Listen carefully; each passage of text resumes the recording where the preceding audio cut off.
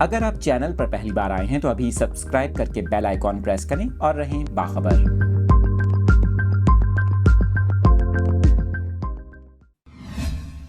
آپ کے ساتھ تفصیلات شیئر کر رہے ہیں۔ رواں ماہ 8 اپریل کو ہونے والے مکمل سورج گرہن کا اثر عید کے چاند پر بھی پڑنے کا امکان ہے۔ عید کے چاند کے حوالے سے امریکہ میں دلچسپ صورتحال پیدا ہو گئی۔ آپ کو بتائیں کہ رواں سال امریکہ میں رمضان 11 مارچ کو شروع ہوا تھا، اس لحاظ سے وہاں 8 اپریل کو سورج گرہن کے دوران عید کے چاند کی رویت کا امکان ہے۔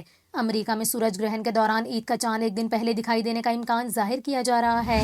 آپ کو بتائیں کہ مکمل سورج گرہن ہی وہ وقت ہے جب نیا چاند دکھائی دیا جا سکتا ہے۔ نیا چاند چونکہ زمین اور سورج کے درمیان ہوتا ہے، اس لیے اس کا وجود ستاروں کی چمک میں گم ہو جاتا ہے اور ہمارے لیے چاند کا دیکھنا ممکن نہیں ہو پاتا۔ تاہم اس بار شمالی امریکہ میں ایسا نہیں ہوگا۔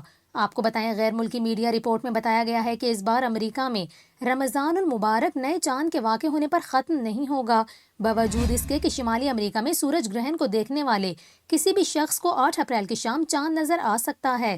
آپ کو بتائیں کہ روایتی طور پر رمضان کے ختم ہونے اور عید کی آمد کے لیے لازم ہے کہ چاند دیکھا جائے۔ نئے چاند کا ظہور منگل 9 اپریل کو ممکن ہے، جب چاند صرف 2% کی حد تک روشن ہوگا، جبکہ 10 اپریل کو چاند 7% تک روشن ہوگا۔